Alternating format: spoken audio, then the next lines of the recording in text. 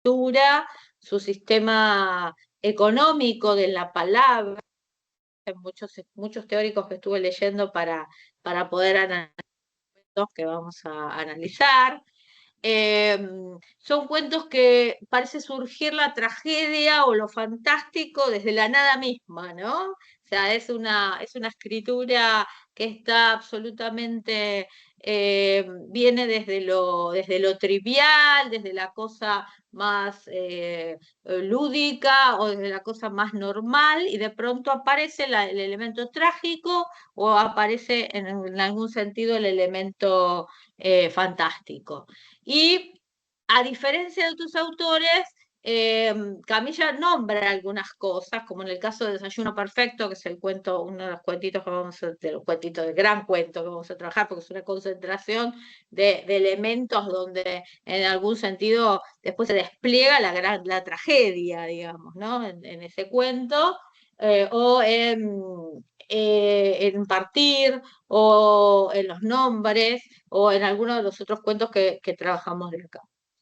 Es muy mesurado el trabajo que hace con el discurso, es muy económico, no hay voluptuosidades, no hay elementos exóticos, no hay elementos que descollen dentro de una prosa que viene a ser una prosa trivial, bastante poética en algunos momentos, pero no hay exuberancias, no es un lenguaje exuberante, no es un poético exuberante, sino que se maneja desde el discurso de lo cotidiano, y ese discurso de lo cotidiano que se vuelve poético en algunas circunstancias, después estalla en algún momento y le da el conflicto y le da la relación a todo lo que está, a todo lo armonioso que parece ser esa trama que se va desencantando a lo largo, que se va desparramando a lo largo del texto.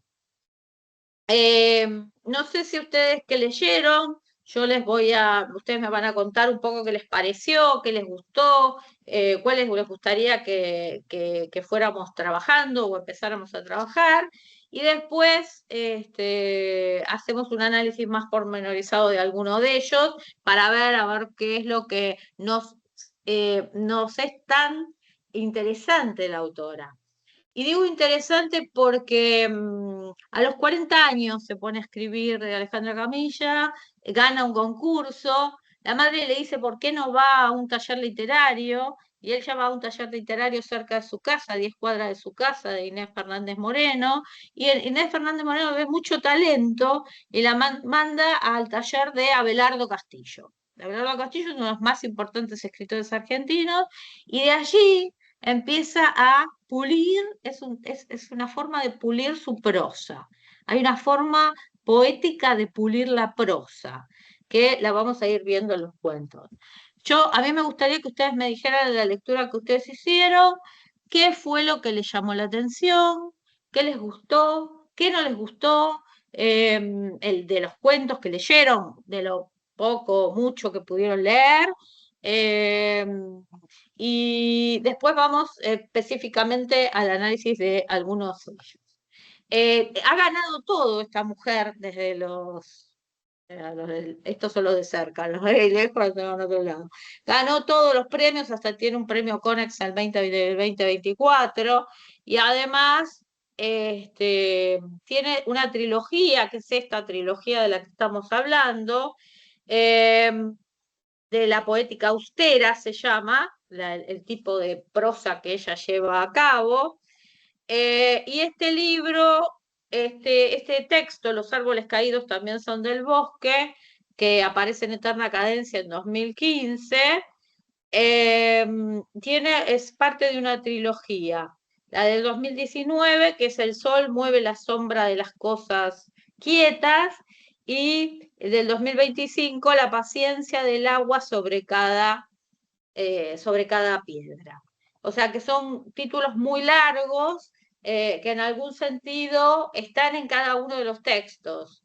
En el texto Partir, que es donde ella habla de la relación con su padre, justamente, está este texto, este título que es Los árboles caídos también son el bosque.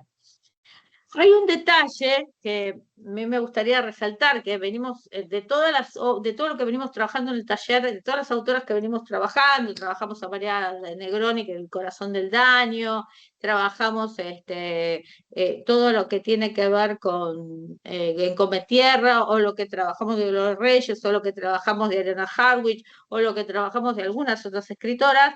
Siempre vimos claramente la relación de las hijas con las madres, sobre todo en El corazón del daño, que fue lo que vimos el año pasado. Acá hay una eh, direccionalidad que se enfoca hacia el padre más que a la madre. Entonces también vamos a ver esa relación de ese padre japonés que, no le ha, que es muy austero y muy parco. Ella es una mestiza, digamos, porque su madre nació en Necochea y de esa mezcla, ella dice literalmente que fue como muy, que le han hecho mucho bullying a lo largo de la historia, en todas sus historias lo pone y lo pone a relucir, lo saca a relucir, y que esto ha sido muy, muy costoso para ella a lo largo de la historia. Después se separa, tiene el hijo a los 40 años y se separa rápidamente, así que cría a su hijo prácticamente sola. Sin embargo, la figura del padre aparece muy claramente, aparece desde lo que tiene que ver con la relación con la cultura, aparece con lo que tiene que ver en partir, con ese padre y se queda, después de la guerra, aparece en el primer cuento que es Desayuno Perfecto, es decir, hay un padre que la salva y la cuida, que es el padre que la salva del hermano. ¿Eh? Entonces,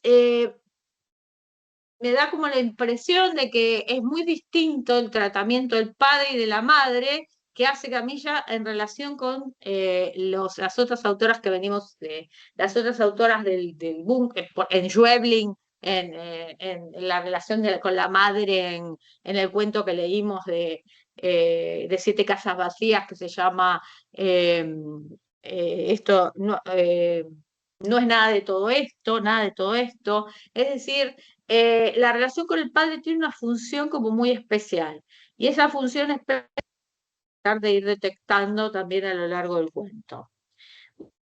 ¿Qué quiere contar? ¿Qué le pareció? ¿Cuáles fueron los cuentos que le gustaron? ¿Qué cosas le parecieron anodinas o no? Y hay algo también que lo voy a antes de que empecemos la ronda de charla, que es que todo lo que dicen los teóricos y los críticos sobre Camillas es que todo lo no dicho es más importante que lo dicho, digamos. Hay como dos tramas que corren en los cuentos. Una trama que es la trama de lo que va contando, y por debajo va sumergido, que es algo teórico, que ya de lo cual viene hablando Ricardo Pligli hace varios años, de estas dos vertientes que tiene el cuento. Una vertiente que va por arriba y una vertiente que va por abajo. Y lo no dicho, este cuento que va por abajo y que es lo no dicho, tiene una fuerza muy importante. Y es lo que tratamos de descifrar cuando vemos los múltiples sentidos del texto. Es decir, el texto tiene múltiples sentidos, no tiene un solo mensaje, por eso tiene varias interpretaciones, y eso es lo que vamos a tratar de buscar en algunos de los cuentos a los que podamos acceder hoy de Los árboles caídos también son el bosque. Bueno, a ver, perdón, porque yo las interrumpí, ya estaba esto supuestamente. ¿Quién había levantado la mano? Y Leli había levantado la mano, ¿no? La veo ahí. Hola Lelia, ¿cómo Acá, estás? hola, ¿Cómo estás? bien, bien, bien, con mucho fresquete acá en Córdoba, ¿Hace frío allá en Córdoba? muchísimo, muchísimo. Bueno, Eh, bárbaro. bueno, yo quería decir que yo lo leí todo el libro y casi 2 veces cada cuento, ¿no? Me, me impacta mucho su estilo, lo conciso, lo conciso de su escritura. Me impacta cómo con qué sutileza presenta el drama, presenta lo dramático dentro de esa vida cotidiana, pero sutilmente lo desliza ella. Por ejemplo, con el que se llama Los Nombres, con el abuso del hermano hacia El ella, hermano. que sutilmente va desplegando a lo largo de la historia alguna cosita, como su actitud, por ejemplo, con los alumnos. Me llamó la atención, ella profesora de geografía, su actitud distante y un poco agresiva, si se quiere. Y bueno, y hacia el final, no es que nos sorprenda, porque ya veníamos intuyendo lo que podría haber pasado, pero bueno, ella lo larga así, lo desliza suavemente, si se me permite, ¿no? Suavemente porque son dramas. El cuento que más me llamó la atención es el que se llama El Pozo. Ese soldado que acata, perdón, acata una orden de su superior y se va a cavar un pozo, y esa obediencia debida, ¿no? Esa obediencia respondiendo a un sistema muy verticalista, ¿no? Hasta que después el soldado se revela, pero mientras tanto pasan y pasan y pasan los días y las lluvias y el frío, y me impactó mucho. Es muy largo y te va generando una sensación de agobio, de inquietud, que uno siente cómo no larga eso al diablo. No lo larga justamente por este sistema verticalista, ¿no? En el ejército, y no sé si en la vida japonesa. Y en el primer cuento, Desayuno Perfecto, bueno, el título nos hace pensar que algo de perfecto seguramente no hay. Me llama la atención la voz del, no sé si es el narrador, el que utiliza voz y en tiempo Y hace futuro. una utilización, ahora lo vamos a leer, hace una utilización de la segunda persona. O sea, se Sí, habla como si hubiera un narrador que se hablara a sí mismo o una cosa así. Es un tipo de tratamiento de construcción de la voz de la segunda persona. No está ni en primera ni en tercera, está en segunda. O sea, y por eso vas a hacer tal cosa, vas a hacer la otra, como si hubiera una voz interna que le estuviera hablando al personaje. Es igual, un tratamiento de la segunda persona en la construcción. eso es llamativo, ¿no? Y en tiempo futuro, vos vas a hacer tal cosa, vas a hacer tal otra. Bueno, pero cada cuento tiene temáticas muy importantes, ¿no? Como ese de la amistad profunda de estas dos chicas que Los se... rastros en los rastros del secreto, es el de Belinda y Guillermina, que es el Sí, segundo. sí, y bueno, la fuerza de esa amistad a lo largo de los años, ¿no? En fin, y el cuento Partir, me encantó realmente, aparecen tantos temas, las distintas acepciones del verbo partir, las distintas, y las va tomando a todas, ¿no?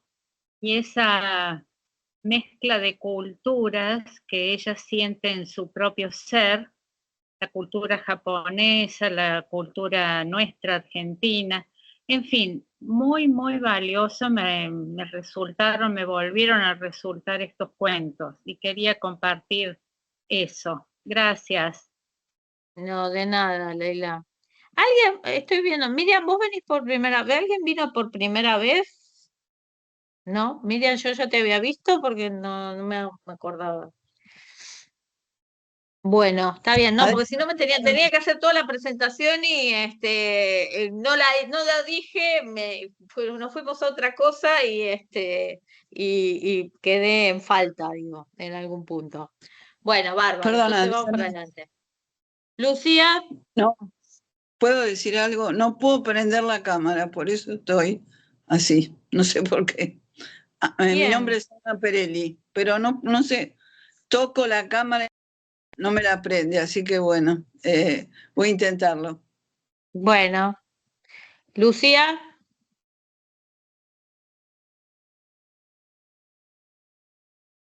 estás muteada,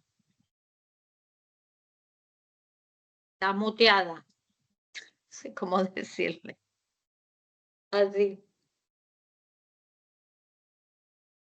Lucía, tenés el micrófono silenciado. Fíjate si lo podés abrir, porfa, porque no te estamos escuchando. Ah, no, perdón, que quería decir que alguien dijo, pasemos a los cuentos porque esa realidad, no sé qué, bueno, los cuentos de Camilla no son justamente para evadirse de la realidad, ¿no? Son terribles en cuanto, bueno, lo primero que quiero decir es que a mí me interesa de esta escritora el choque de culturas, ¿no? Me está presente en todos sus cuentos. Em, em, no, el que menos me... Voy a empezar por algo que por ahí genera controversias. El que menos me gustó fue Partir, ¿no? ¿Por qué Partir? Sí. ¿Por qué no me gustó? Lo voy a decir. Porque a diferencia de sus otros cuentos, em, si bien tiene muchos aciertos, hay un lenguaje poético impresionante, me pareció un cuento donde prima la melancolía por sobre todas las cosas, ¿no? Y no, en ese sentido no me pareció un relato dinámico. Me costó terminar de leerlo. En cambio, sus otros cuentos, que son más cortos, el que, el que más me gustó es El desayuno perfecto, me encantó. Y el otro, el de la chica en la pescadería, no me puedo acordar el nombre. Las botas, las Bueno, botas. ese fue el que Ese es más. excepcional, ese cuento. Ese es el que más me gustó. Porque ahí, Adriana, en lo que vos dijiste, está toda la economía del lenguaje está puesta en ese cuento. Todo lo que no se dice está puesto en ese cuento. En el tema de las botas es, De las es botas. las botas, es, cuando ella le saca las botas, hay una tensión en ese cuento, una economía del lenguaje, hay una historia detrás, que es el de Total. claro, que es el de la vieja y el de ella, ¿no? Y además, ¿cómo se trabaja en esa pesca? Hay una denuncia social ahí, está Muy fuerte, muy implícita, fuerte. muy fuerte. Yo leí todos los cuentos, pero para esta ocasión volví a leer los tres que estaban en la agenda. De los otros no voy a hablar porque no me acuerdo mucho de todos, pero este yo diría que la representa, el de las botas. Ya te digo, economía del lenguaje, dos culturas, denuncia social respecto de del tratamiento de los obreros en una Ah, excelente. fábrica Excelente. sí, de pescado. Definitivamente. Así, hay detalles que son por eso me gusta, que siguen trabajando y hablan sin mirarse a los ojos. Es- hay son hallazgos los que yo encontré en ese cuento. Porque claro, llegar tarde, el incendio. Bueno, no quiero robarle tiempo a mis compañeras, pero explico por qué rescato ese cuento que fue el que más me gustó y por qué no rescato el cuento que da título al libro. sí me gusta la frase, los árboles muertos son partes del bosque, me parece también un hallazgo. Y rescato su lenguaje poético, además del lenguaje, de su economía del lenguaje.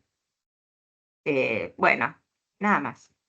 Bueno, gracias, gracias. Patricia, ¿estás ahí? Hola, ¿cómo están? ¿Cómo estás, Patricia? ¿Se me escuchan? Sí, se te escucha. Bueno, bueno, muchas de las cosas que tenía ganas de decir las dijeron las compañeras. Yo también había leído el libro antes, cuando trabajamos con los nombres, y Sí. ahora, medio que ya la tenía por leído, y yo dije, bueno, voy a releer estos 4, y la verdad que fue muy buena idea. Y bueno, me parece, ya me había parecido realmente hermosa su escritura, y con esta relectura más, ¿no? Me llamó la atención la diversidad de temas que puede abarcar, y también la universalidad de esa temática, ¿no? Desde la sumisión de la mujer en el primer cuento, eh, como decía la compañera, la lucha en las fábricas, la amistad en el de El secreto, que, Los bueno, rastros que del fue con el secreto. único que lagrimeé, pero la verdad que me conmovió Es muchísimo. muy conmovedor, es muy conmovedor. Sí. Y después Las el disputas paralelismo que va familiares, haciendo entre parir, el paralelismo entre parir y partir, a mí me gustó muchísimo. Creo que es el más personal de los cuentos, porque es el que me parece que se ajusta más a lo que debe ser su biografía real. Y bueno, otra de las cosas a las que quería en realidad pedir era, como decía Lelia, esto de terminar de entender la voz del primer cuento, que no terminaba de identificar, porque si bien lo va haciendo en futuro, después termina siendo pasado, porque ya sucedió, ¿no? Así que no terminaba de entender mucho esa voz. Y bueno, me encantó, la verdad, como todas las propuestas de ustedes, me encantó. Lamento mucho, ya que tengo la palabra, aprovecho solo para decir que lamento mucho si no nos volvemos a encontrar, bueno, por lo menos por 2 meses, que por ahí si sirve de algo hacer una nota, firmar, hacer algún tipo de manifestación, que nos tengan en cuenta. Bueno, que si hay que ir a manifestar, vamos, ¿eh? Bueno, nada más. Bueno, gracias, Patri, gracias, gracias. Noemí. Hola, buenas tardes. Hola, ¿cómo estás? Bueno, ¿cómo te va, Adriana? Yo me perdí Bien. la parte de los 2 meses. Decime en 2 palabras, por favor, que llegué tarde del laburo. Vamos a descansar 2 meses, a 2 meses. Eso, nada, se está reorganizando el ciclo. Vamos a reorganizar el ciclo. Y bueno, Este vamos sábado a no ver. tenemos Sí, a... el sábado sí, el sábado es el último. Tenemos boquitas pintadas y es el último. Bueno, gracias. Perdón por rebobinar. Les No, cuento. no. A mí Camilla me encanta, me encanta. Es yo lo que siento que es una de esas lecturas que uno tiene que hacer con un té con canela y masitas, porque es como, no sé, es algo especial, es todo poesía, es todo placer, es todo disfrute. La que más me gustó fue Los secretos, y lo vinculé con uno que había leído hace mucho de Camilla, que es Arroz, ¿no? Arroz, El sí. tema de los afectos, que no tiene que ver con la literatura, pero te lleva a reflexionar esta chica. Qué importante es durante la vida hacer crecer esos afectos, no esperar a que la muerte se lleve a los que queremos para pensar, para compartir, para averiguar cómo fue su vida, qué les gusta, qué no les gusta. Me parece que es una tipa que escribe tan claro, cosas tan pero tan profundas, que es maravillosa, me encanta, realmente me encanta. Así que agradezco el espacio y agradezco la posibilidad de seguir aprendiendo de esta chica. Muchísimas gracias. Bueno, gracias, Noemí, gracias. ¿Quién está? Miriam. Miriam, Hola Adriana, ¿cómo estás? Sí, yo estuve en ¿cómo encuentros estás? tuyos, Sí, yo está ya te bien, conozco. no, Lo que no, pasa es está que a bien. veces no pude venir. Bueno, yo anoté un par de cosas con el desayuno perfecto. A mí me pareció que el primero se habla del tema de la mujer que cuida, ¿no? El rol de la mujer cuidadora en una sociedad bastante patriarcal, ¿no? Seguramente por lo que cuenta el libro.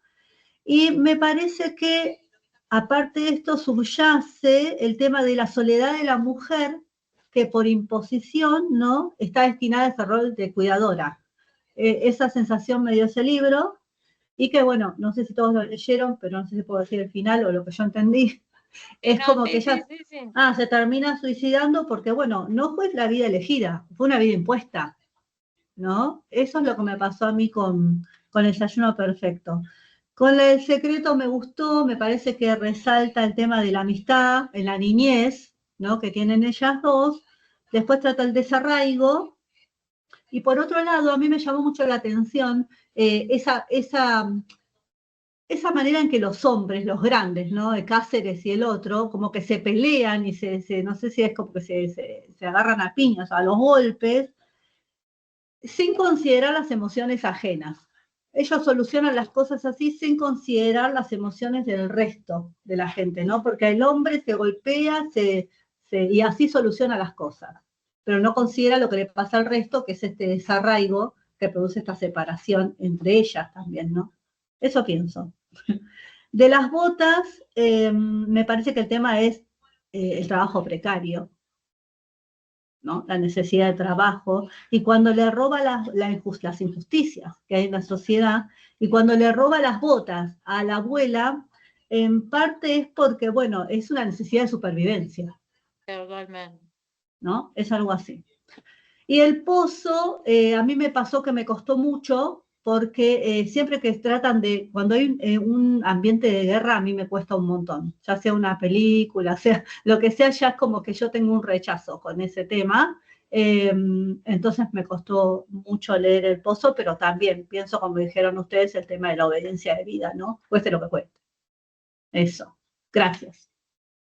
Bueno, gracias, Miriam. De Muy nada. interesante toda tu alocución. Gracias, tus aportes. Bueno, a ver, Teresa. Teresa, ¿estás? No.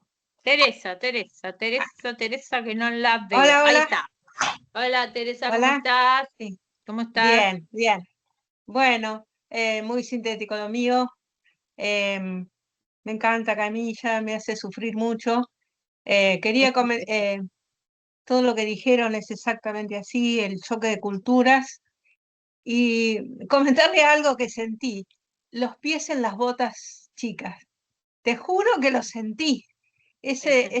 Los deditos, cómo explica de los deditos, es más sentimiento que ahí ya la evaluación de la literatura se me fue, lo sentí. Y otra de las cosas que me impactó también es la muerte, lo que ustedes dicen, la supervivencia. Pero como es una persona mayor, ya no importa. O sea, se congeló, se enfrió. Es tremendo. Me pareció un relato tremendo, muy de la cultura japonesa. Una de las frases que yo leí, no sé si fue en este libro o un reportaje, ella dice que los matrimonios japoneses no dialogan, no hace falta.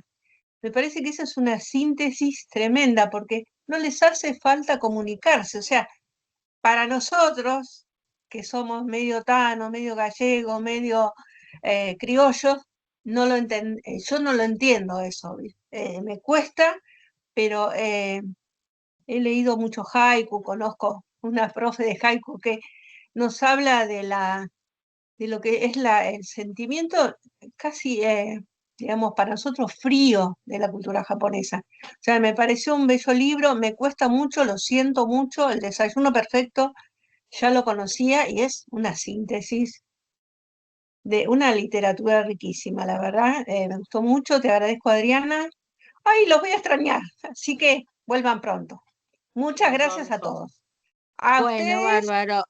y a los participantes porque fue muy rico todo. Muchas gracias. Bueno, gracias, Tere. Gracias, gracias. Silvia, Bueno, hola, buenas tardes. hola, ¿cómo estás? Muy bien. Bueno, muy contenta con este nuevo encuentro y atenta a todo lo que dijeron, lo que comentaron.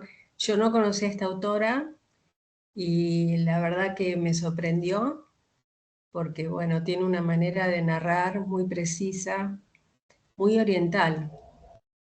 Yo no he leído literatura oriental, pero es como que va detallando cada cosa, cada acción, y la estamos viendo y estamos al lado de ese personaje. Todos los cuentos me gustaron mucho. El cuento de Desayuno Perfecto, esto de buscar la perfección en todo, y después cuando lo logró, ¿qué quedaba? La muerte. La muerte. No quedaba otra cosa. Pero cómo esa voz en segunda persona le va como dando órdenes, vas a hacer esto, vas a hacer aquello. O sea, es todo un mandato que tiene que ir a buscar el mejor pescado, tiene que ir hasta viajar en tren, tiene que volver, apenas tiene que, no sé, levitar para que no se despierte la familia. Todo ese cuidado uno lo ve como si fuera una película. O sea, me encantó. El cuento Partir me pareció muy bello, porque ahí es como que se confiesa todo lo que pasó en su infancia, en su adolescencia, las ganas de que su papá hablara, o sea, pronunciara bien las palabras o de nombrara bien lo que es una taza, por ejemplo. Quería pertenecer al mundo de los occidentales, los chicos de la escuela, integrarse, pero no podía, porque ella era distinta. Porque iba a la casa de los compañeros y veía que los zapatos los dejaban todos tirados y no lo podía entender. Porque, bueno, estaba educada por un papá japonés y una mamá que parecía japonesa, aunque no lo era. Y lo que me llamó la atención en ese cuento es que ella dice que, ¿por qué se quedó el padre? Esa es una duda que tiene. No solamente lo plantea en el cuento. He visto varios videos donde el papá incluso la acompaña a presentaciones de libros. Él ha participado en la traducción de haikus, ha participado en alguna película de alguna amiga de ella. Ella ahora lo está filmando con el celular porque quiere hacer una película del padre. O sea, tiene una admiración y además tiene, como me parece a mí, esa intriga de por qué se quedó acá. Bueno, y eso a mí también me intriga. Las botas, como dijeron las compañeras, es una denuncia, obviamente, por el trabajo precario.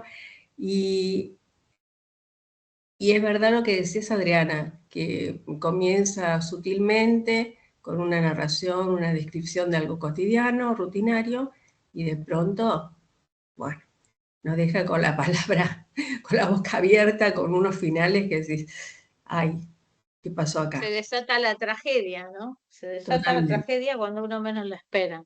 Totalmente. Y el último cuento, de los restos del secreto, también es, o sea, uno vive la infancia de esas niñas y sufre lo que hacen los adultos. Y bueno, no lloré, pero estuve ahí cerquita. Bueno, gracias. Bueno, bárbaro. Gracias, Silvia. Gracias. Bueno, Vivi, vos ibas a hablar, Vivi se va a presentar porque vino de la licenciatura, vino a colaborar con nosotras. ¿Estás ahí o te fuiste? Porque si no, ya sigo. No me escucha. Vivi, ahí está, Vivi. Bájenlo las manitos, Tere Y Silvia, porfa. Gracias. ¿Te escucho, Viviana? Ah, estaba muteada. Ahí se ¿Estabas escucha. muteada? Bueno. Sí. ¿Se escucha? Bueno, Vivi ya nos acompañó el otro encuentro, es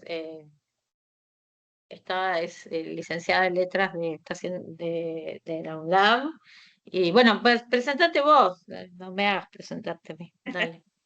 Bueno, como dice Adriana, soy parte del staff de la licenciatura, ya egresada ahí de La Matanza y trabajando en todos los cursos y talleres con los compañeros. Agradezco los saludos, el querer que nos quedemos, nosotros también nos queremos quedar y seguir haciendo más tareas porque son espacios muy enriquecedores para nosotros.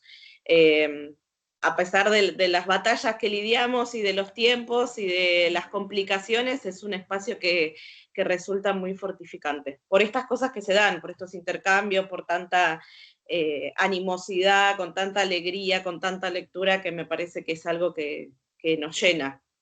Y por eso es importante estar acá y resistirlo, ¿no?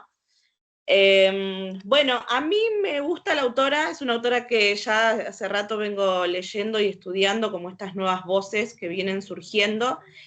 Yo lo que noto, bueno, ya muchas de las cosas que dijeron en los análisis que fueron haciendo, mi interpretación de la figura del padre para mí con Camilla tiene que ver con el tema de su identidad. O sea, como la apertura de lo de lo multicultural, o esta cosa de lo oriental, como mencionaban uno de los chicos, de el no pertenecer cuando era chica por ser diferente, es decir, es este mundo que a ella la pone en tensión y la problematiza, probablemente en nuestra cultura o en esta cultura con todo lo que trae. Y también observo esta cosa de la valoración y de la admiración que tiene por esta figura de su padre, y a su vez como también en las narraciones aparece la figura de la mujer, tanto como amistosamente o amorosamente, o sea, esa oposición de la figura del hombre y a su vez la figura de las mujeres que la acompañan, que es muy fuerte en la mayoría de los relatos. Y lo que noto y me llamó mucho la atención es esta forma que tiene, además de la poética y de todo lo que ya mencionaron, es esta idea de cómo crear una dramatización y meternos adentro de ese escenario. Súper simple y súper sencillo, un desayuno en una casa, un pozo, un lugar que no tiene demasiada elaboración, o sea, no son escenarios súper majestuosos, pero pareciera que en todo ese detalle lo que hace es meternos ahí, es como si formáramos parte de esa escena. Creo que las conversaciones son muy importantes. En esta idea de lo no dicho, me parece que se recuperan muchos datos en las charlas que van teniendo los personajes. Siempre hay una lucha entre lo no dicho y lo que hay que necesariamente ponerle un nombre, porque ella está como siempre buscando esa meticulosidad de cómo se llama tal cosa, podría llamarse de otra manera, o ver en la definición misma. Entonces, siempre hay como una lucha y una oposición. A mí el cuento que más me gustó de esta colección es el cuento de la oscuridad es una intemperie. Es una intemperie, sí. Llegó mucho el tema de la construcción de las imágenes, cómo juega con el sonido, cómo juega con la voz, cómo recrea toda esta situación y nos va llevando hacia eso que no sabemos, que es el desenlace de este final, que es la conversación entre dos vecinas por medio de un balcón que no se ven, que se imaginan un montón de cuestiones, y que después al final se determina que la vecina es ciega. Entonces, hay todo un juego con la imagen, con la música que intercambian, con esta cosa de no querer verse las caras o de no poder vérselas, la luz, la oscuridad, y las frases. Las frases son como muy impactantes. Tiene ahí el epígrafe del cuento, dice, debajo del párpado el ojo sigue abierto. O sea, esta idea de generar esa potencia desde frases sencillas, pero que son totalmente amplias y abiertas. Bueno, la focalización, esta cosa de que vamos descubriendo con el personaje aquello que pasa, el mundo de los afectos, como dijeron, esta amistosidad o este amor, hay una pelea porque ella dice, yo pensé que eras un hombre, después descubrí que eras una mujer, como que se siente decepcionada, todo el tiempo está lo circular, el volver al punto de partida, esa cuestión de retornar, ya sea lo que está pasando en la acción, como volver al recuerdo de la infancia, que en muchos de los cuentos lo trae, y esta idea de que ella, de alguna manera, la concepción es, no hay una linealidad en la vida no es una línea recta, siempre estamos volviendo, yendo y viniendo, y eso somos, ¿no? El presente, la infancia, el recuerdo, la familia. Bueno, eso para mí fue el cuento que me gustó, pero porque es una línea que yo ya también vengo trabajando con Schweblin, esta cosa de crear imágenes potentes, qué pasa con la voz, qué pasa con lo sensorial, y me parece que en estas narrativas es muy interesante ver cómo juegan estas escritoras con ese estilo. Bueno, y me encanta, obviamente, toda la narrativa de Camilla y todo lo que ya mencionaron.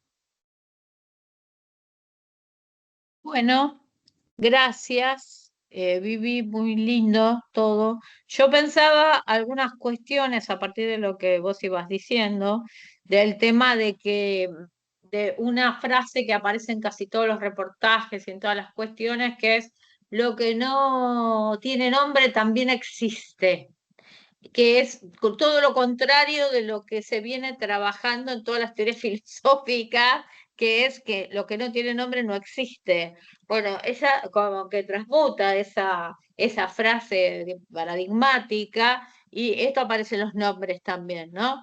Eso que no tiene nombre, eso que no se nombra, eso que no se dice, existe. Y después adquiere materialidad cuando se verbaliza ese nombre. Pero para eso ella tiene que atravesar todo un camino, todo un itinerario, todo un proceso, para que eso no dicho, que existe, que nadie lo nombre, pero que existe, se materialice y pueda liberarse, digamos, en algún punto, que es lo que pasa en los nombres.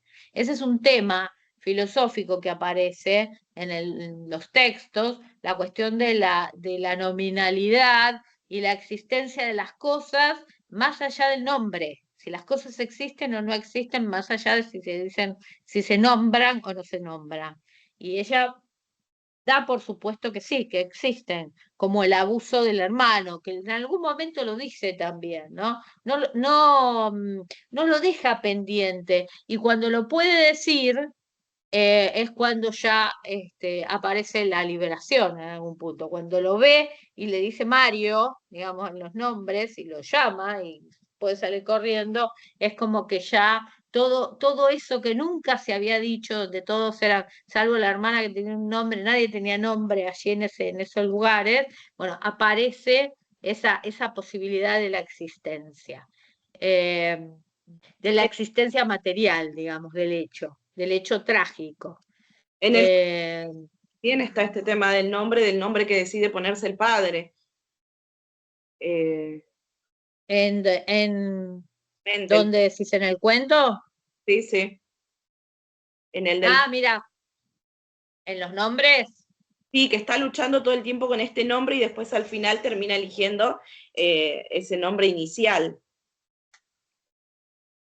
Claro, y después también hay un juego de los nombres con los gatos también en ese cuento. No sé si se acuerdan que el gato después se muere una de las gatas, y el gato ella termina llamándola a la gata con el nombre de la otra gata muerta, y la gata responde a ese nombre. Digo, hay toda una cuestión con la nominalidad en ese cuento, que es muy interesante, digamos, para trabajar.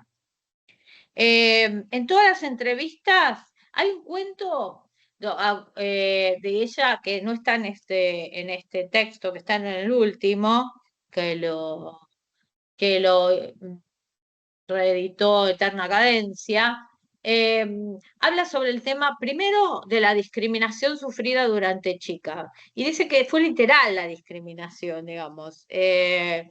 La ponían como en un pelotón de fusilamiento, le decían que no iban a ir nunca a sus casas, que toda su vida tuvo que vivir, o sea, le decían la China todo el tiempo, ¿no? Pero no cariñosamente, sino con odio, hasta que los padres decidieron cambiar la escuela. Y después, otra de las cosas que estaban hablando, que creo que lo decía Miriam, el tema de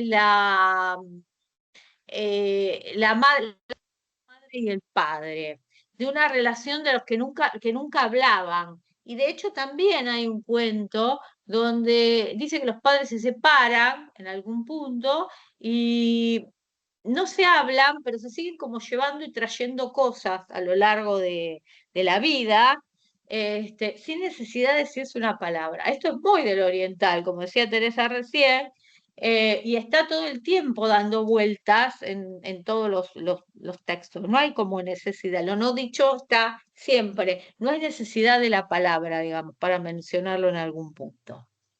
Si uno se queda solamente con desayuno perfecto cuando empieza el texto o cuando empieza la lectura, bueno, va a pensar que el texto trata todo el tiempo sobre estas mujeres japonesas y demás, hasta que después pasa al segundo texto donde las cosas son distintas. Bueno, el primer texto se llama Desayuno Perfecto. ¿Alguien más quería decir algo que no te estoy, quedó sin hablar? No, Porque yo por quería ahí agregar, Adri, no vi, sí, Patricia, no, que quería agregar Patricia, sobre lo mismo que estabas diciendo vos, que en los sí, restos del secreto también dice, sí, los secretos contienen a la gente adentro, protegiéndola o haciéndola prisionera, haciendo como la prisionera. en el mismo sentido, Ah, ¿no? y Sobre no lo no sé, dicho. lo no dicho, hasta lo que se libera o no se libera. Bueno, gracias, Patri. Noemí, tiene la mano levantada ahí. Noemí. Sí, Ah, una cosa sí, cortita, en sí, relación a esto que decís de nombrar, ¿no? sí. Hace poco leí una novela de Iga, no me acuerdo el nombre de la chica esta. La de Vanessa Higa, ¿qué leíste? ¿Los Sorrentinos?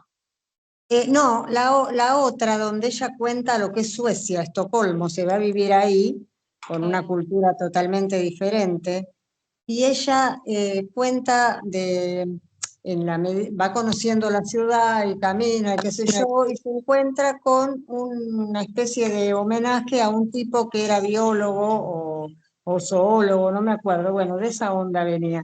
Y este hombre eh, había aprendido cosas, había descubierto, mejor dicho, especies, y solamente cuando logra nombrarlas es como que adquieren entidad.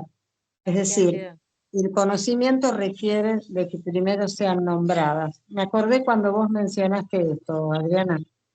Vos sabés que igual de todas cosas, aunque no estén en el cuento, por ejemplo, los nombres, la problemática, él puso ahí, porque yo trabajé, yo leí los Sorrentinos, y un librero a quien le compro, que está acá en Aedo todo el tiempo, me dice, dale una oportunidad a Iga, porque es una gran escritora. Dice, ponela en el club, ponela en el taller. Y bueno, me parece que le voy a hacerle caso para la próxima tanda. Así que gracias por, Noemí, por traerla acá a esta escena, porque tengo los sorrentinos ahí, y siempre estoy ahí como dudosa, dubitativa, pero me Dale, parece dale, ponelo, que por favor, que que no lo vale la leí. pena, Dale, me dale. parece que vale la pena, sí, en las próximas elecciones. Bueno, gracias. Lucía.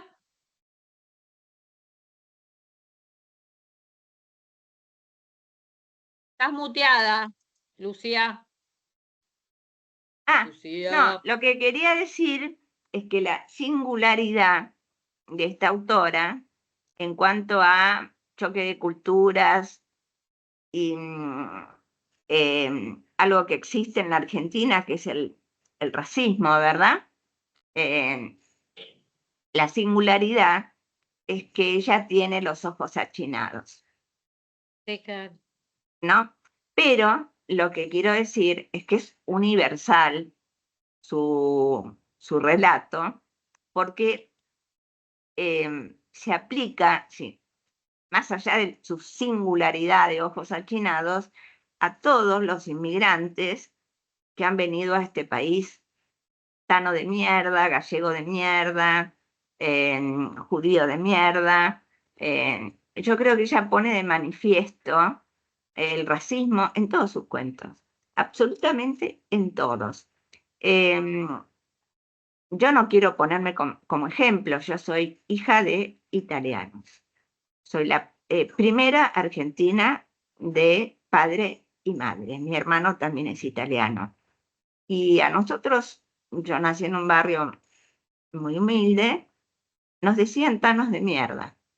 Era terrible la discriminación. Yo no tengo los ojos achinados, pero me acuerdo que a mí me pegó mucho cuando ella habla de las comidas, cuando ella habla de las visitas que hacía a la casa, en la casa de otros. Y a mí me pasó que me costó invitar amigas a mi casa porque en mi casa se cocinaba de manera diferente. Mis padres eran italianos del sur y en mi casa se comían las patas del pollo, no las patas, los muslos, las patas, donde se apoyaba. Y me acuerdo que una vez cayó una compañera del colegio y había un gran plato de patas hervidas con vinagre que hacía mi madre y salió horrorizada. Y lo contó en todo el colegio. La discriminación fue brutal. Así que bueno, creo que es universal. Podría contar muchísimos ejemplos, pero la verdad es que no amerita, porque cuando yo leí que ella dijo que iba a la casa, las diferencias con las casas de los argentinos y la cultura japonesa, los zapatos, tengo millones de ejemplos, también con amigas mías que eran hijas de gallegos, ¿no? Donde amiguitas de la cuadra.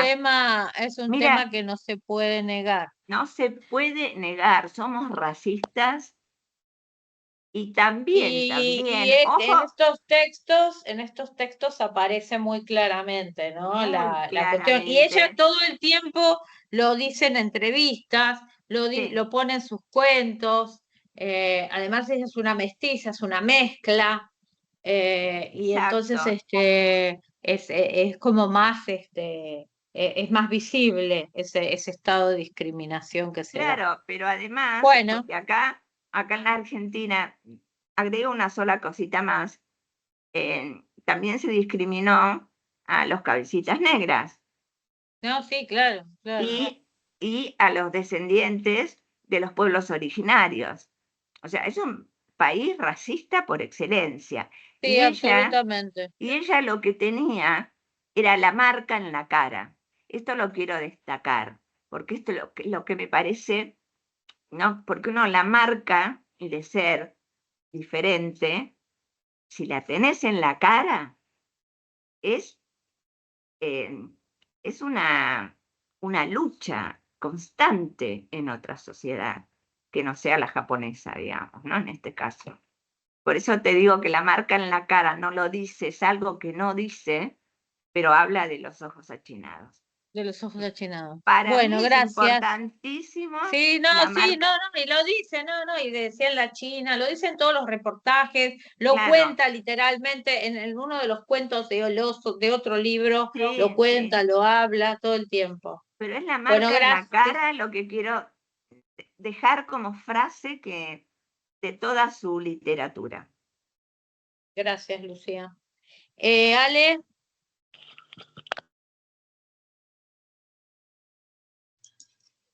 Hola Ahí. a todos. ¿Cómo estás?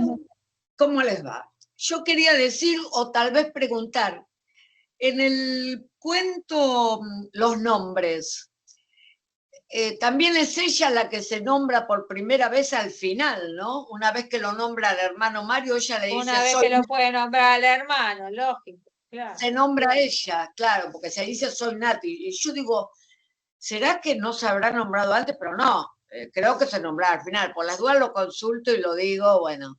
Después nada, todo lo que ya han dicho todo y me gustó mucho. La escritora recordaba uno de los cuentos que habíamos leído juntos y bueno, sí, disfruté mucho de su lectura. Eso, lo del nombre, que ella también empezó, es como que empezó a dar cuenta de su existencia, digamos, A partir al del nombre. nombre. Bueno, gracias, Ale, gracias. No, por favor. Roxana.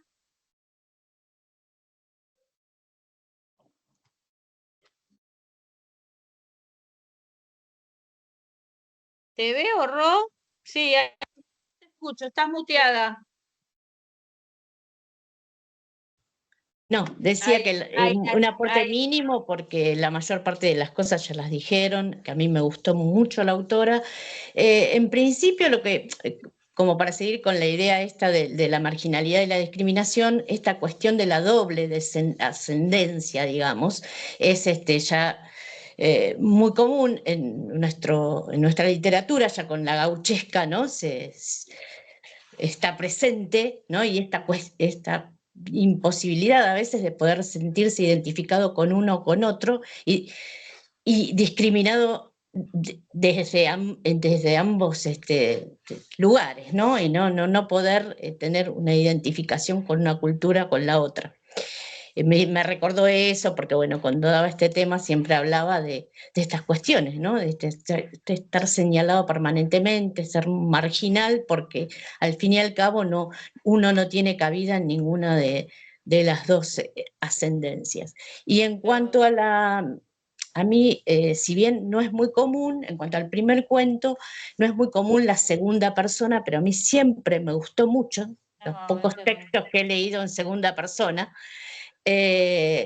Incluso los trabajaba alguno suelto así de Galeano que hay y demás, y cuando los leíamos en la escuela, esta cosa de sentirse el protagonista, porque yo creo que en realidad la segunda persona apunta a eso, ¿no?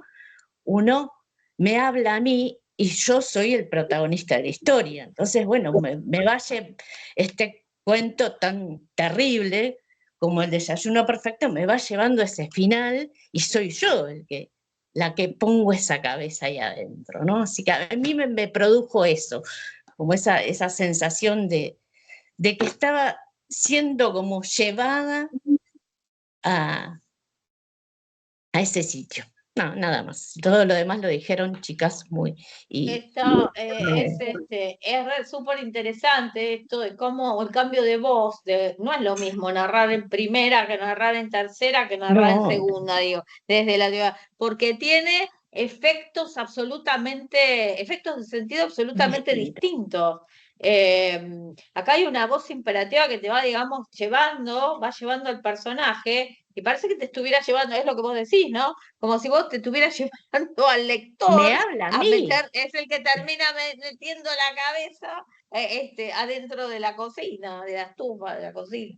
Terrible. Y es como muy fuerte, tiene una fuerza de construcción textual, una fuerza discursiva que por ahí si estuviera en tercera no la tendría. Digo. No, es como es más alarmante, es más de mayor vacilación y tiene mucha más potencia narrativa.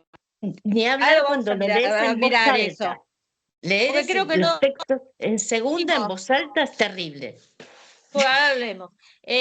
No veamos, no creo que ni en Cuentos Juntos, ni en ningún momento nos tocó un cuento en segunda y apareció acá, como algo especial, y aparte un cuento tan potente, ¿no? Tan terrible y tan potente y tan poético al mismo tiempo, porque ella sueña con los cocos, con el mar, hay como toda una cosa muy poética detrás. Y está la muerte ahí rondando todo el tiempo, que después nosotros nos enteramos como sea el final. Y después tiene un final ella pensó en los cocos, pensó en los sonidos del mar, el lenguaje poético después de la gran atrocidad de esa segunda persona que se va expandiendo. Bárbaro, está muy bueno, muy bueno. Gracias. No, por favor, gracias a ustedes y a vos, Adri. Miriam, sí.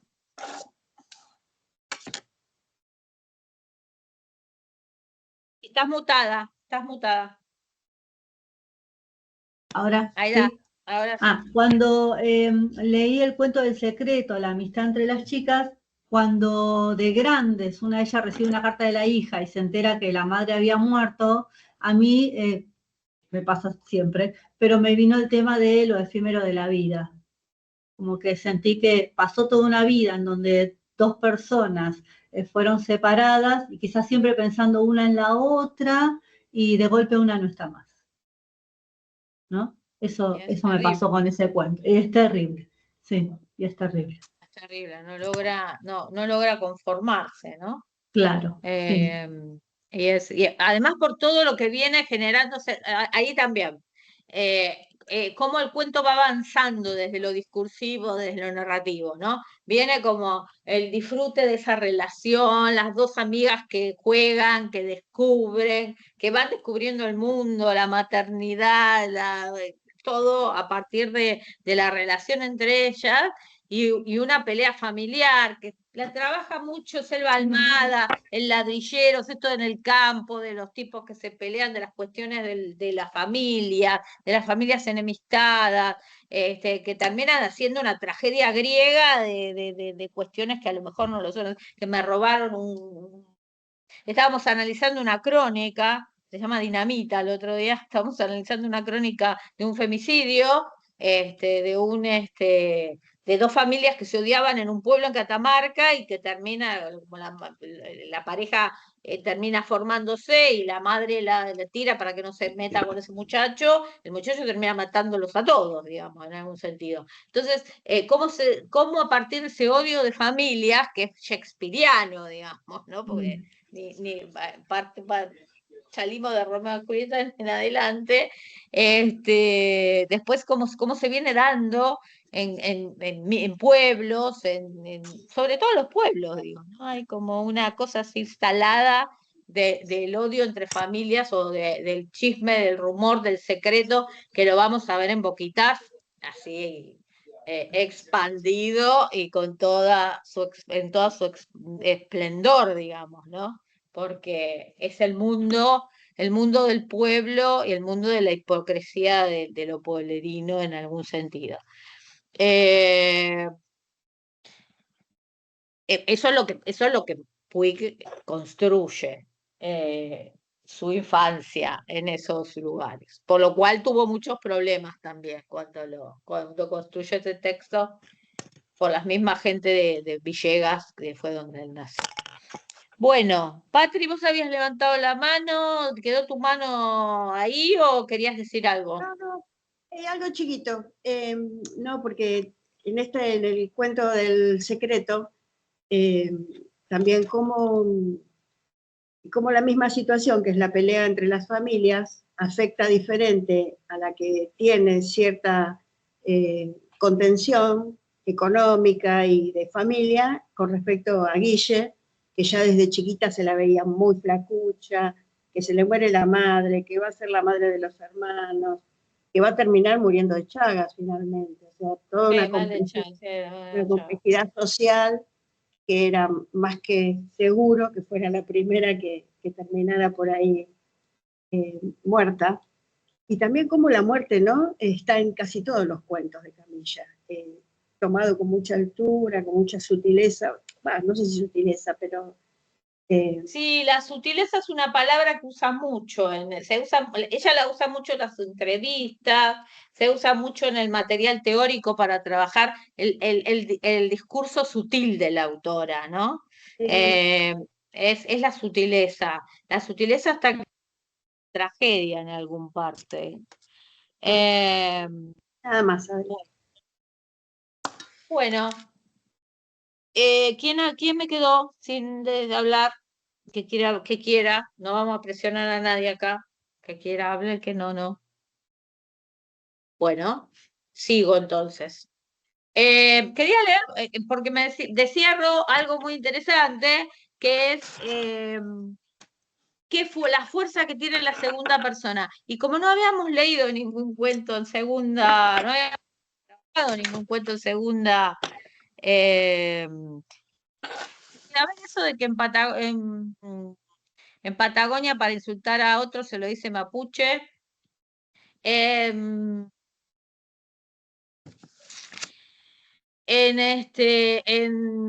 Cuando íbamos a Tierra del Fuego y demás, todos los chilenos, a los chilenos se les, ¿no? Como una cosa totalmente despectiva, o indios se le dicen Salta también. Los menducas a los mendocinos, es decir, todos las distintas expresiones discriminatorias de unos y de otros. Bueno, este cuento se llama Desayuno Perfecto, y todo el cuento va desarrollado. Si nosotros tuviéramos que leer lo paratextual, lo que lo rodea, digamos, y el título, ¿qué podemos pensar de que es un desayuno perfecto? De algo que va a salir bien en algún punto. Digamos que tiene un final que desactiva todos los posibles significados que puede tener el título. Entonces, desde ahí ya vamos en una... Y yo había notado, digo, ¿quién habla en este cuento? ¿A quién le habla? ¿Quién habla y a quién le habla? O sea, ¿quién es la enunciadora, en este caso, y quién es el enunciataria? Es decir, ¿a quién le está hablando o a un enunciatario? ¿A quién le está hablando? Y esas son las primeras preguntas que yo me hacía cuando empezaba a dilucidar esta cuestión del cuento. Y dice, no vas a esperar a que se cuele la luz por la ventana. Vas a mirar a Takashi y dormir a tu lado. Vas a pensar que es bueno que descanse porque lo espera un largo día de trabajo. Vas a levantarte del futón sin hacer ruido y levísima, vas a andar por el tatami hasta la cocina, donde te vas a vestir para no rasgar el sueño de papel de Hiro y de Takashi. Bueno, acá pareciera ser que Hiro y Takashi son hijo y esposo, digamos, todavía no lo sabemos, digamos, pero hay alguien que está como tratando de ver lo bueno en los otros personajes que está, bueno, los que está mirando en algún sentido. Vas a levantar sin hacer ruido y levísima. Igual, Ruido, Adri, una cosita más. A mí me causó un poco de desconfianza todo eso al principio ya, ¿viste? Más allá del título, bueno, que además recurrentemente la palabra perfecto en cuentos genera, o ya a mí me hace pensar en lo contrario, ¿no? En la tragicidad, ¿no? En la tragicidad. Pero por otro lado, Pero yo me genera confianza. ¿Viste? Cuando dice, vas a mirar a Takashi y dormir a tu lado, y ya a mí me generó desconfianza, pero bueno, puede ser una cuestión subjetiva mía, ¿no? No. Lo que pasa es que para una apreciación de un sentido normal, digamos, común, para un sentido común, debería ser algo que... Además podríamos pensar que hay como una cosa de resignación. O sea, yo no me esperaba, digo, a lo mejor ustedes sí, un desenlace tan trágico. No, digamos, tan trágico no, pero algo que no estaba tan bien, a mí se me anticipaba, qué sé yo. Esa búsqueda de la perfección, ¿no? Como que lleva una tensión tremenda, una cosa muy... que hay algo que está muy mal para buscar esa perfección y estar en esa tensión constante de responder a esa voz que es ella misma, ¿no? Que es la exigencia de hacer todo perfecto. Pero lo que dice por abajo no es lo que pasa por abajo. Lo que dice por arriba, digamos, no es lo que pasa por abajo. Sí. Porque lo que dice por arriba es vas a levantarte levísima, levantarte del futón sin hacer ruido, y levísima vas a andar por el tatami hasta la cocina, donde te vas a vestir para no rasgar el sueño de papel de Hiro y de Takashi. Un desayuno perfecto requiere pescado fresco, y el pescado más fresco está a los alrededores del mercado de Tsukiji. Es temporada de caballa. vas a ir en tren a Tsukiji por una cabaña. Claro, Y se una vez toma el allí, tren, no sé qué, se levanta a la madrugada para hacer eso. se va a buscar el tren a buscar la caballa perfecta. Y una vez allí van a aparecer bellas. Ese reflejo azul, las líneas de tigre negro mojado, siempre mojado, como un recuerdo que nunca se seca, un recuerdo del océano. Esta insistencia con el mar después se repite al final, porque si nosotros lo vemos, o sea, ahora vamos a, no sé si llegamos, pero el cuento termina con, vas a mirar el mar, vas a sentir ese olor extraño que viene y va. De todas formas, acá ese olor tan bello se transforma en un olor extraño, ¿no? Una vez allí, todas te van a parecer bellas. Ese reflejo azul. Acá está la construcción del lenguaje poético que era el que veníamos hablando, ¿no? Las líneas de tigre en negro mojado, siempre mojado, como un recuerdo que nunca se seca, un recuerdo del océano. Vas a cerrar los ojos y vas a elegir. No te vas a dejar llevar solo por lo que veas. Y acá pensaba en la apariencia, ¿no? Cómo todo el texto juega con esta cuestión de la apariencia. Y acá es un indicio, puede ser un indicio de algo que va a torcerse en algún momento, a desconectar, a descalabrarse. Vas a hacer el viaje de regreso a casa con la caballa perfecta en una bolsa, deseando que no se produzca ninguna demora. Sería una pérdida de frescura, una grieta en la lisura de tu plan. Hay un plan, indicio. Podemos pensar en el sentido común que quiere hacer el desayuno perfecto para estas dos, por eso se va a buscar la caballa fresca. Una vez en casa vas a cortar la caballa y la mitad la vas a salar para que mantenga en ella su espíritu del mar. Otra vez volvemos con el espíritu del mar, ¿no? ¿Cómo juega el mar en esta conciencia? Vas a poner el arroz en remojo después de haberte lavado las manos con jabón de coco que te regaló Mariko. ¡Qué afortunada! ¿Cuántas japonesas se lavan por la mañana la cara y las manos con un jabón de coco?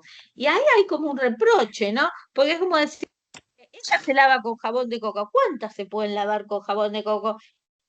Lavar con jabón de coco. Ella es la pregunta afortunada ahí, que se la puede. pregunta Claro, y es la retórica, ¿no? pregunta. No te quejes, Es la no te pregunta quejes de nada de retórica. estas exigencias.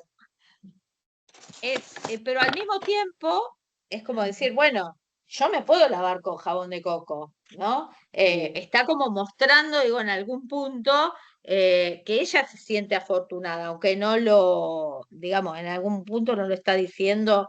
Miriam, ¿querías decir algo? ¿Levantaste la mano?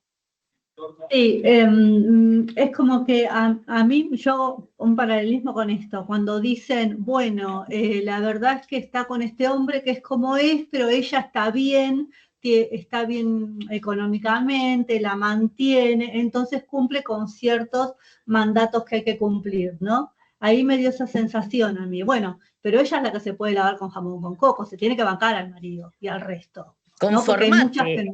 Claro, conformate, porque te banca económicamente, ¿no? Me parece que hay una crítica a esto que subyace, que es este mandato, ¿no? Me da la sensación. O reconoce el privilegio. Claro. Reconoce el privilegio de que no todas tienen esa posibilidad. Claro, claro. Y se dice a sí misma que es una afortunada porque puede lavar las manos con jabón de coco.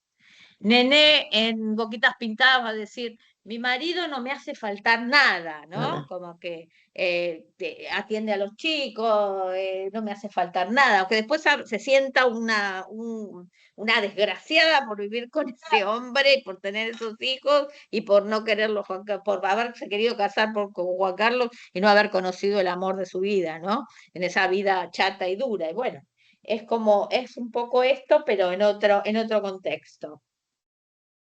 Y acá viene otra vez esta cuestión, la pienso y la pienso y la pienso, que es, vas a imaginar avisos de agenda de viaje y vas a acercar su imaginación a la punta de las palmeras.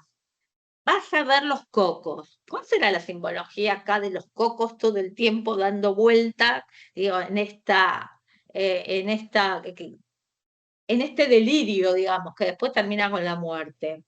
Con lo que hicieron el jabón para que tus manos sean suaves esta mañana. Vas a desear que algo de esa playa y esa blancura del coco pase a la rosa a través de tus manos cuando lo laves y lo dejes en reposo. El reposo es importante en todo. ¿Quién está hablando acá? ¿Quién se está hablando a sí misma en este doble giro? También lo utiliza, leímos también El pecado mortal, que utiliza la segunda Silvino Campo, cuando habla de esto, no sé si se acuerdan, alguno que haya No me estado, no acuerdo. sé. Pecado mortal. Sí, es esa violación, ¿no? O casi una Sí, violación. Vas a hacer el misushiro, vas a perfumar el agua con pequeñas anchoas secas. Vas a imaginar la danza del dulzor del coco con el sabor salado de las anchoas. Si ese mar que acaricia los pies de las palmeras volviera en tu casa. O sea, ya sabemos acá, si nosotros leemos este cuento, pensamos después que ella va en algún momento a hablar de otra cosa tan nítida como la relación de ellas en un pueblo de algún lugar de la Argentina, digo, ¿no? Cómo diversifica, digo, cómo va de un lado al otro trayendo los cuentos de manera universal. No vas a poner muchas anchoas en el agua, porque si no esa danza de sabor se transformará en una lucha. Vas a abrir la natto. Acá estuve buscando acá. La nori y la natto es una variedad de algas. El misoshiro es una sopa. O sea, vas tratando de hacer toda la comida esta. El nori es una soja fermentada. Yo no conozco mucho, pero bueno, anduve buscando ahí qué era cada una de estas cosas. Ese que compraste después de ahorrar, vas a abrir el natto y el paquete de nori, ese que compraste después de ahorrar. O sea, los sacrificios que ella también tiene que hacer para poder provocar ese desayuno perfecto. Nori de una negrura perfecta, como una muerte. Sin los atisbos de verde de las algas comunes. Hay algo de soberbia en este gesto y te vas a avergonzar, pero la idea de un desayuno perfecto va a volver a convencerte de que hiciste bien, de que un solo elemento de otra calidad echaría a perder el trabajo puesto en todos los demás. Vas a usar el té del primer brote, ese del sur del Japón. Vas a retirar el agua del fuego antes de hervir. Vas a humedecer apenas las hojas y luego de echar el agua la vas a dejar reposar. Se van a desperezar y van a dejarse salir su sabor, su perfume, su esencia verde en tu cocina gris. Vas a ir a la habitación de tu hijo. Vas a quedarte arrodillada junto al futón mirando su respiración. Podrías pasar todo el tiempo del mundo así. ¡Qué egoísta! La vanidad, la soberbia, el egoísmo. Podrías dejar que el desayuno se pudriera en la cocina y el resto del mundo sin sentido se hiciera pedazos allí afuera y seguir arrodillada junto al futón de Hiru, como si fuera tuyo, y no del mundo que la espera y del que es un engranaje más. Vas a poner una mano en su pequeña, no sé qué dice. Hombro flaco. Hombro flaco. El niño va a decir ji y le vas a responder con un tono de voz ni alto ni bajo, que es la hora de levantarse. Él se va a restregar los ojos y va a decir sí, mamá, y luego se va a volver a tapar para remolonear un minuto más. ¿Cómo es la relación acá con el hijo? Que es un tema, ¿no? La relación con el hijo y la relación con el marido, que es como tan fuerte. Eso también es para pensarlo. La relación de ella con el hijo, ¿no? La madre con este hijo. Luego vas a volver a la cocina y vas a escuchar cómo Hiro y tu marido se preparan para sus días llenos de obligaciones, como árboles llenos de fuego y de flores, de frutas y de flores. Como Hiro y su marido tienen cosas importantes que hacer. Ella no tiene cosas importantes que hacer. Y ellos están llenos de obligaciones, como árboles llenos de frutas y de flores. Vas a mezclar la mostaza con el nato, una danza de espadas, un tintineo filoso en tu nariz. Vas a colocar todo sobre la mesa con el mismo cuidado, pero buscando algo más. Ningún ángulo ningún color puede chocar o apagarse. Deben fluir hasta Hiro y su papá. Por hasta acá, ¿qué es lo que vamos viendo? ¿Qué les parece a ustedes qué es lo que vamos viendo en la construcción de este texto? Inicio del trágico final. Y Ellos tienen un mundo afuera, ella no. Pero bueno, hay cocina gris. Los perfumes deben seducir como lo que se oculta. Los perfumes deben seducir como lo que se oculta. El orden debe ser amable como la voz de las chicas de los ascensores de los grandes almacenes. Vas a colocar una pequeña flor junto al recipiente del nato. Casi un gesto de vanidad que no vas a poder evitar. Una señal, tal vez. Eso lo digo yo. Lo dice el texto, pero lo digo yo. Tu marido y Hiro van a arrodillarse alrededor del desayuno. Vas a disfrutar mirándolos comer. Hiro, un poco desgarbado, como acurrucado aún en el sueño, se va a restregar la cara con el dorso de la mano que sostiene los oyashi. Vas a romper un huevo y lo vas a colocar en su bol. Un sol se va a esparcir por un pequeño mundo de arroz. Un sol se va a esparcir por un pequeño mundo de arroz. Fíjense el trabajo con el lenguaje poético.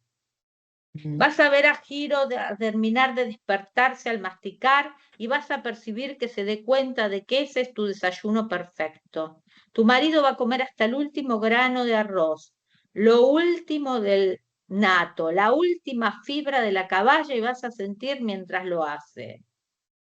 Oishi, vas a decir Hiro, y vas a estar satisfecha y vas a estar inclinando apenas la cabeza y sonriendo más con los ojos que no se despegan. Oishi va a repetir el niño, y vas a sentir en el pecho, vas a sentir un pez globo en el pecho, va a volver a sentir. La mesa va a quedar vacía, solo los bols, las tazas, pequeños platos, vacíos como esqueletos, y la flor abierta como una... La flor abierta como una boca que grita. Muda de sentido en su belleza, muda de sentido en su belleza. Hiro va a decir que tiene clase de inglés y se va a levantar corriendo. Tu marido va a esperar un poco, como si reposara, como el arroz, como el té. Luego se va a poner de pie apoyándose en los puños. Vas a recoger las cosas en la mesa, la vas a dejar cubierta de espuma en la pileta, te vas a enjuagar las manos para despedirlos, vas a usar tu jabón de coco una vez más. Hiro va a llevar su mochila y su gorra de béisbol. Le vas a decir que se la debe quitar antes de entrar al colegio. Él va a sentir y te va a decir que su amigo lo espera en la otra calle. Le vas a decir que no lo haga esperar. Tu marido ya en la puerta antes de calzarse te va a decir que ha sido perfecto. Vas a agradecer. Una vez sola en la casa, detalle como siempre, pero de otra manera. Todo puede siempre mejorarse. Qué falta de humildad sería no intentarlo. Al terminar, te vas a sentar junto al horno y vas a abrir la puerta hacia abajo con los puentes levadizos. Vas a girar la llave y vas a apoyar la cabeza en la puerta, como si fuera una almohada en la que vas a descansar. La nota de disculpa ya estará hecha y la habrás dejado sobre la mesa. Vas a pensar en la playa, llenas de sol y palmeras muy altas. En las puntas vas a ver cocos y vas a adivinar su interior blanco y su perfume. Vas a mirar el mar. vas a sentir ese olor extraño que viene. Que viene y va. Bueno, si no percibimos, si no podemos ver esta cuestión de que cuando gira la llave y va a apoyar la cabeza en la puerta como si fuera una almohada en la que vas a descansar, ese es el suicidio, un descanso, ¿no? Claro, Como claro. ese suicidio es una liberación. Claro, de esa rutina Algo de agobiante. que ya no puede seguir ya no puede seguir Algo más con- así, digamos. Algo que la Y saca de esa monotonía. algo que la saca de esa angustia vital, que es la que Sí. ella tiene, porque para llevar al suicidio tiene que tener una angustia vital terrible, digo, en algún punto. Bueno, me parece que hay algunos indicios acá que tienen que ver con esto de la flor abierta como una boca que grita. Me parece que la que no puede gritar es ella, digamos, ella. ¿no? Esa flor, hay una identificación de la flor con esa flor que ella pone en el recipiente, es ella que queda ahí como estática y es una boca que grita, una boca que quiere gritar. Ella es alguien que quiere gritar, pero esa es alguien que no puede gritar y entonces termina haciéndose daño a sí misma, terminando con ella misma. Y a mí me llama mucho la atención el trabajo con el mar y las palmeras. El mar, que es el mar de donde viene ese desayuno, porque ella va a buscar la caballa, va todo el tratamiento que hace del mar y de los aromas que que huele en el mercado, todo el tratamiento poético, y te vuelve a terminar con el mar. O sea, el mar como esa forma de mitigar el agua, como esa forma de mitigar toda esa angustia contenida, toda la angustia contenida de este personaje. A mí me parece Che, que es un Adri, cuento, una síntesis. ¿te acordás del cuento ese de Angélica Gorodischer que abre la puerta y está la playa? ¿Cómo se llama? ¿Te acordás vos? Un cuento No. muy breve, lo tengo que buscar. Que también ahí está, ¿no? Esa liberación. No sé si lo voy a Partir buscar. el mar los cocos, el Los mar, el cocos, la extraño, playa. la playa, ¿no? Como ese último pensamiento. Y cómo se salir del mundo cotidiano, del mundo del hijo a quien ama. La Del perfecta. marido a quien ama. Y de pronto, eso tan perfecto se transmuta en una angustia incontenible que la lleva a abrir el gas y a suicidarse. Digo, me parece un cuento que tiene una síntesis, es una síntesis de lenguaje poético, de un discurso leve, sutil, que se agranda de golpe con la tragedia misma. No, es muy, muy complejo escribir con esta síntesis, sin hacer toda una cosa extraordinaria de emociones o de no poner, en ningún momento nombra la sensación de la angustia, ¿no? No la nombra, no la flor, solamente están algunos detalles, como si fueran unos primeros planos, pero está todo eso no dicho, es todo lo que siente ese personaje. Y es lo que tenemos que deducir, digo, en algún punto, cuando nosotros hacemos las distintas interpretaciones del cuento. A mí este cuento me parece un cuento perfecto. Cuando habla Cortázar o Quiroga, hablan de la perfección de un cuento. ¿Se me corta? Se me corta. A mí se me corta internet. No, que me acabo de acordar. Mirá qué casual. Lo que pasa es que no me acuerdo. Es un cuento que yo trabajaba mucho, pero no recuerdo como para contarlo. La perfecta casada, de Angélica Gorodischer. ¿Alguna lo recuerda? ¿Le suena? No, yo no. Así que mirá qué casual, ¿no? Porque esta cuestión de la mujer que parece, esta cuestión de las mujeres que parecen absolutamente felices con el matrimonio y terminan siendo absolutamente desdichadas, ¿no? Que hay como mucha desdicha en sus corazones, en sus almas y en todas estas cuestiones. Miriam, que estabas ahí levantando la manito. No, si yo hablaba antes de que me parecía que todo el tiempo ella estaba acechada por los mandatos, cuando vos lo volvés a leer, ¿no? Me genera aún peor, una situación me pone peor, y me acordé que yo tuve que armar un trabajo para la facultad y utilicé esto de los mandatos. Y había encontrado algo que se llama de la guía de la buena esposa en su momento, no sé si lo conocen, que son como 11 cosas que una buena esposa, fue del año 1950 y pico, creo que fue de España, y entonces explica qué es ser una buena esposa, ¿no? Y pone dibujitos y cómo, y qué cosas hacer, entre las que dice, ten lista la cena, luz hermosa, arregla la casa, minimiza el ruido, por ejemplo, ¿no? Digo, ahí están todos esos mandatos, ¿no? No atormentes a tu marido con los problemas de los chicos, exacto, ¿no? Esa por cosa, ejemplo. vivir para el Sí. marido, vivir para los chicos, Sí. ¿no? Por esta construcción. Como Sí. construcción de la feminidad es muy patriarcal, digo, en algún lugar. Sí. Y en esta, bueno, acá se ve, ya llega a un punto límite, trágico, ¿no? Silvia, gracias, Miriam. Silvia. Sí, yo vi acá como una parte de una seducción que tiene con la muerte, dice, cuando habla de Nori, que es la galga, negrura perfecta como una muerte. Negrura perfecta como una muerte. La muerte es perfecta. Claro. Y bueno, llega a la perfección con toda la rutina que hace, y el monito, ¿cuál es? La muerte. La ¿Qué más? muerte. Porque vive para ellos y vive para ser una mujer perfecta. Que nunca lo logró, porque hasta ese momento dice, siempre se puede llegar a mejorar. Bueno, llegó a ese estadio. Todo fue perfecto. Donde ya no puede soportarlo más. Donde no, Es que no puede mejorar más. Ya lo no logró. puede mejorar más.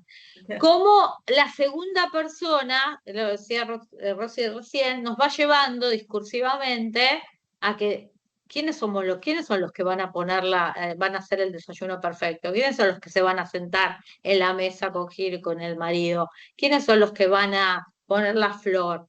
Y terminar, por eso vuelvo a la pregunta inicial de quién habla y a quién le está hablando.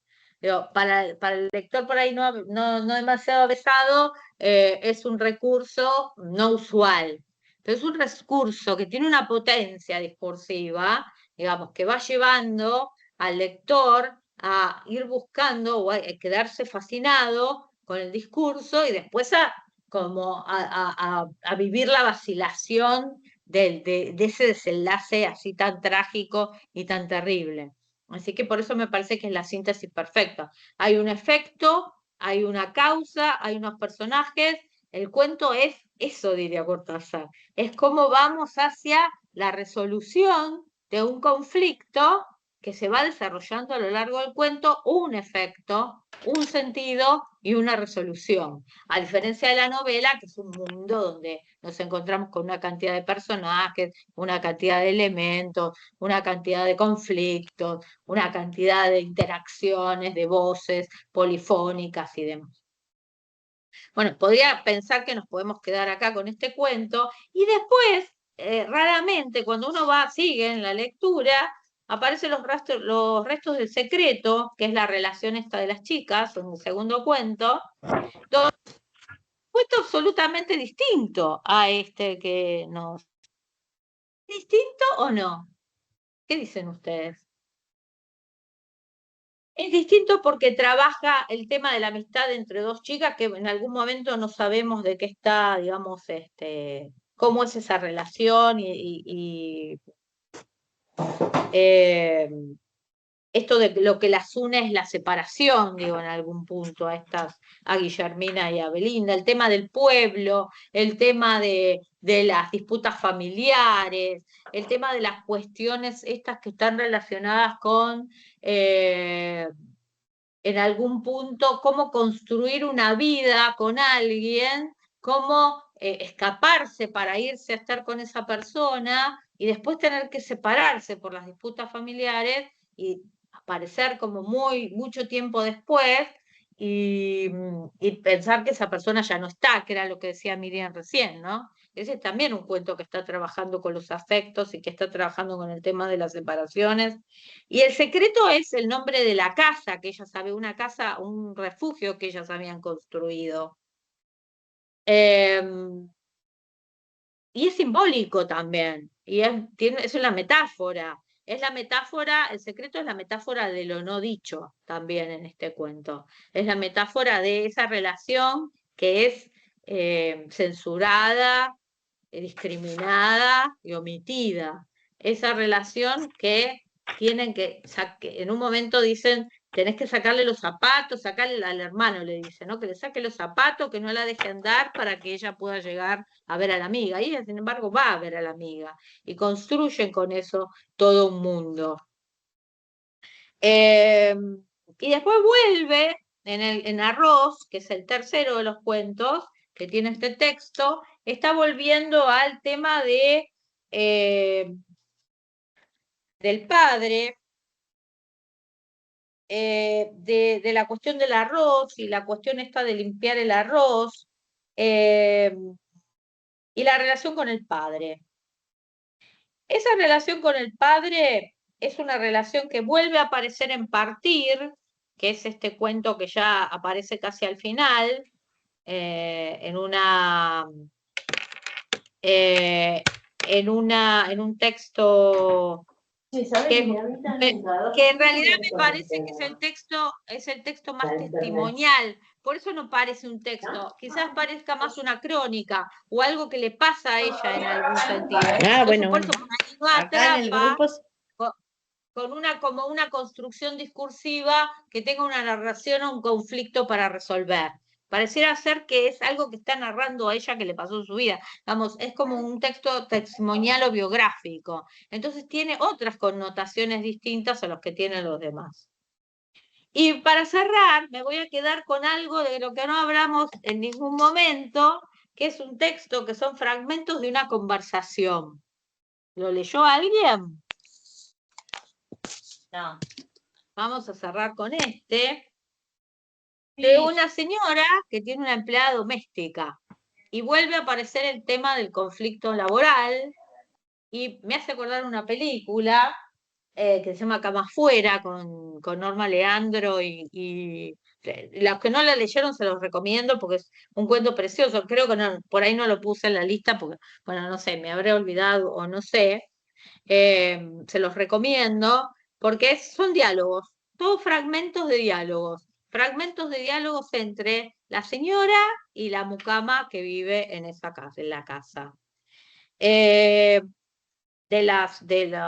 También habla del tema de la precarización laboral, de las relaciones entre empleados y empleadores, de la cuestión esta de algunas cuestiones que se plantean en las casas de los ricos, ¿no? Como cuando la mujer le pregunta si no sabe del robo hormiga que van haciendo las mucamas, y de toda esa relación que se va dando entre estas dos mujeres. Son mujeres que pertenecen a dos mundos sociales diferentes. No termina como en el libro, no termina como en la película, que termina muy bien en la película, digo, las dos como unidas, digamos, trabajando. Y cuando terminé le puse excelente al texto, porque no es un cuento en sí mismo, sino como son fragmentos de conversaciones que de alguna manera se van uniendo, van adquiriendo una cohesión para mostrar un conflicto, que no está narrado como Las Botas, donde se ve esa precarización laboral y toda esta cuestión, pero sí está narrado, o está, digamos, hay un narrador pulverizado, diría Graciela Esperanza, de que alguien es la que está narrando, pero está narrando los diálogos, está como transcribiendo los diálogos que tienen con esa señora que es la dueña de casa. Así que si no lo leyeron este texto, se los recomiendo porque es muy interesante. Y El Pozo, que es el cuento esto de la guerra, que bueno, ahí lo evita más, y es muy largo, es más largo, dice que fue como el puntapié inicial que ella quería hacer una novela con este cuento El Pozo, y que después se queda ahí y que no termina de hacer la novela, y queda así trunca. Pero hacia el final me parece que yo lo había leído la otra vez, era un cuento que me producía mucha angustia, lo iba dejando, volvía y demás. Esta vez lo leí absolutamente todo y me pareció que tiene una cohesión, la relación de este sujeto con el contexto, la relación con el tema de la obediencia de vida, como decían recién, la relación con la madre, cuando vuelve la madre está muerta, la guerra. Digo, es un cuento que tiene mil cosas para analizar y también me parece que debería ser trabajado de alguna manera. Y después, para terminar, se va hacia la oscuridad, es una intemperie, que es el que decía recién Viviana, donde se da esa relación entre esas dos mujeres a través de un balcón, ¿no? Y los susurros y las voces, y lo que se están diciendo y lo que se adquiere, sí, terminado. Eso que se están queriendo decir esas dos mujeres, es un cuento totalmente distinto de la escritura a lo que tiene que ver con el pozo. Digo, tiene una diversidad de estilos, siempre con ese mismo estilo mesurado y demás, puede hacer distintos tratamientos con diferentes personajes. Con personajes precarizados, con personajes que tienen con las mujeres japonesas, con personajes oprimidos. Digo, hay que tener mucho oficio de escritura para poder escribir cuentos tan bien elaborados. Digo, así que me pareció una muy buena opción para traerlo a las reuniones de los jueves y espero que lo hayan disfrutado tanto como lo disfruté yo en esta cuestión. Bueno, nos van quedando 5 minutos. Les cuento que vamos a terminar esta parte, este ciclo de esta parte del semestre. Y nos estamos encontrando el día sábado para trabajar Boquitas Pintadas de Manuel Puig. Espero que puedan estar, me encantaría que nos pudiéramos encontrar el sábado. La novela es una novela impresionante, es una de las novelas fundamentales de la literatura argentina. No creo que pueda haber nadie que se quede sin leer Boquitas Pintadas. Ver la película, tiene una película muy interesante de Leopoldo Torres Nilsson de 1973. Si no la vieron, pues, si pueden encontrarla, mírenla. Un Alfredo joven, con Está en YouTube. personaje está muy joven así, y una Leonor Manso que recién está comenzando de su carrera, que hace el personaje de La Raba. Tiene todo, es un narrador pulverizado donde nadie cuenta, también es otra forma diferente. Y yo creo que es un hito en la literatura argentina. La literatura argentina es un antes y un después de Manuel Puig. Así que me parece que es un texto que no podemos dejar de... ¿Quién quería decir algo? Perdón que estoy interrumpiendo. Igual lo escribí en el chat. La película está en YouTube. La película está en YouTube, así que la pueden ver ahí en YouTube.